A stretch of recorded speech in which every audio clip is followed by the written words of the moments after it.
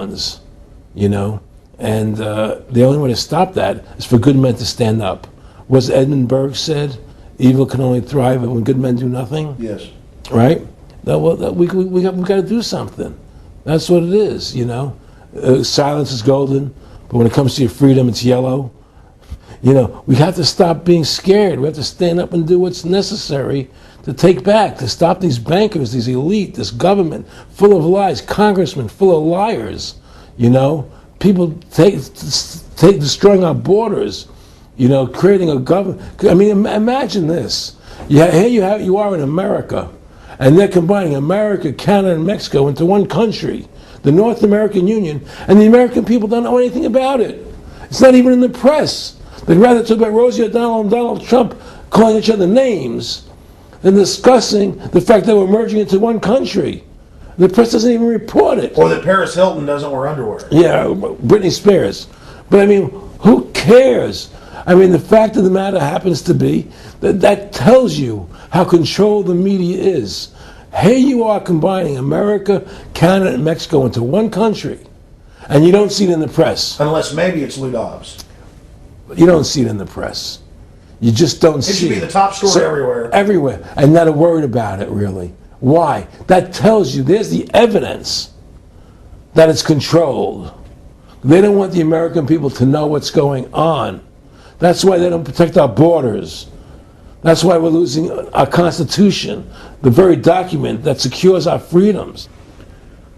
Well, I think if you analyze the situation, and if you realize that since the Federal Reserve has come into being in 1913, illegally, without a constitutional amendment, by bribing a few senators during Christmas vacation, they turned over the most important power that the American government has, the creation and issuance of money, to a private bank. Through that private bank issuing money, they have destroyed this country. They have destroyed the purchasing power of the money in this country. They've created social programs that are destroying this country.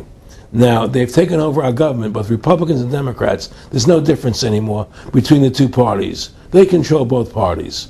It doesn't matter to them which one wins, because who's ever running for president will be someone they anoint, okay? Whether it's Hillary Clinton or John McCain running for president next year, they're going to be people that are going to do what they want them to do.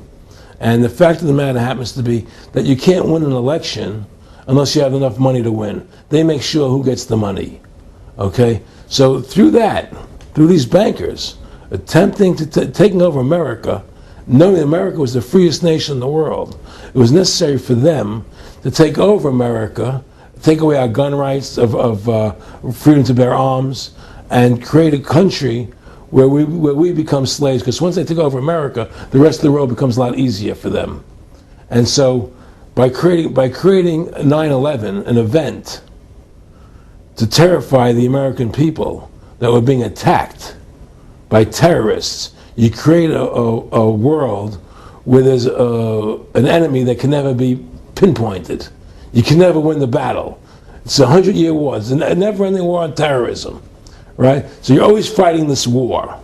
And through the war on terrorism, which is the 9/11, which is the first lie, then you create the war on terrorism, which is the next lie. Then you create the war in Iraq for weapons of mass destruction, which is the next lie. And it's one lie to the next lie to the next lie. Now it's going to be Iran, the next lie, sending more troops and a surge into Iraq. It's just one thing leading to the other, and it's always it's always in the point of taking over more countries, more dominance. You know, making sure the American dollar, making sure the G8 stays in control of everything. And what they want to do is to control the American people, control the people of the world, put RFID chips in everybody, so everybody's a slave to these central banks. Did you ever talk to Nick Rockefeller after he told you all this and then 9/11 took place? No. But he did. I told you, he told me that you're going to see men running around caves looking for Osama bin Laden.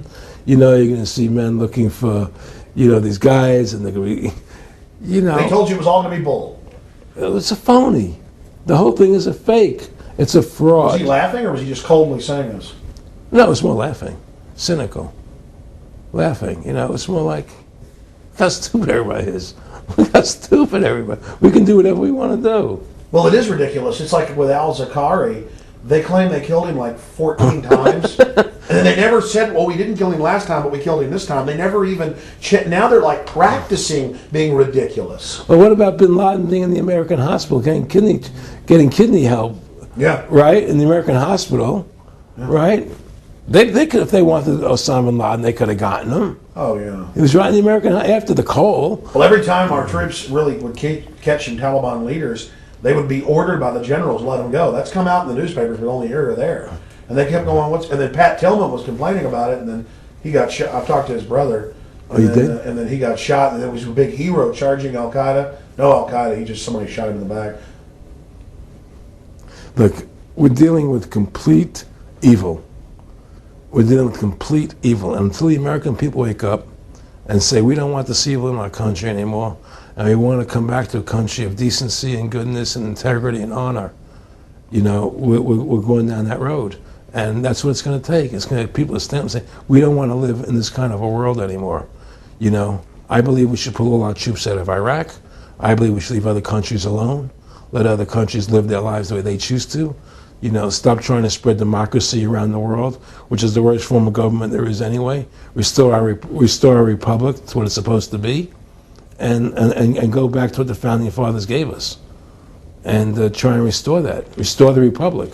Like the point of everything is that we have to mobilize. Each one of us. You and I can't do everything, Alex. You and I may be leaders. We may be out there, and people listen to us, so what we have to say and follow us. But the truth of the matter happens to be, it takes all Americans to stand together, to stand tall, to mobilize and say, we're not going to take this anymore. I'm mad as hell. I'm not going to take it anymore. We're going to stand up and fight the battle.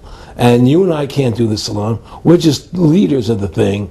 But other people have to join in with us and stand side by side, shoulder to shoulder, and say, I'm not going to take it anymore. That's what it's going to take to win this effort, and to stop cooperating with the government and with all their rules and regulations, and to wake everybody up, to hand out DVDs of my movie, to hand out DVDs of your movie, to educate everybody to what's going on. Well, freedom and liberty is what people really want. And it's time to stop the duplicity of the government from lying to us. You see, many people know the truth of what's happening in this country. They know the truth, like the numbers you gave about 9/11, but they're afraid to stand up. People have to find their courage and stand up and say, I'm not going to take this anymore. I know the truth, and it's like they create a situation where if you tell the truth, you're considered a lunatic. In other words, if someone goes on a TV show and says 9/11's an inside job, oh, you're an idiot, you're crazy. They call you names. You can't be afraid of that. Well, it doesn't work anymore. They have no facts. Just calling you crazy doesn't make you crazy. Well, we know that. They also go get kooks who are kooks to put them on to then say they represent us. That's right, exactly. Another tactic. Exactly. And Bill O'Reilly's great at that. Sean Hannity is great at that.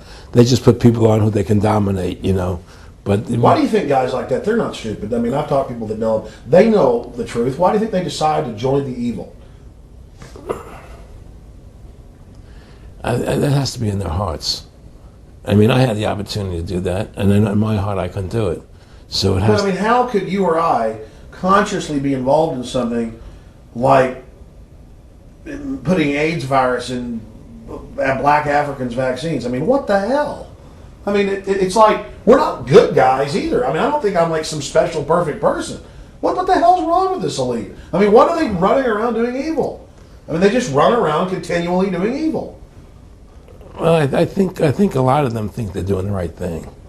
I think a lot of them think they're doing the right thing. Not the top elite, but people within the system, But I think that it's all about, as Nick said to me, it's about control and power. They have all the money they want. They can make all the money they want. They have a machine that can make all the money. It's not about money.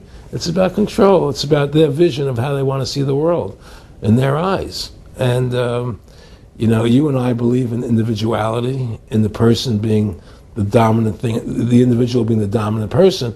Today we live in a world where institutions are dominant, not people. The American, we the people, by the people, for the people. Now it's we the institutions, by the institutions, for the institutions.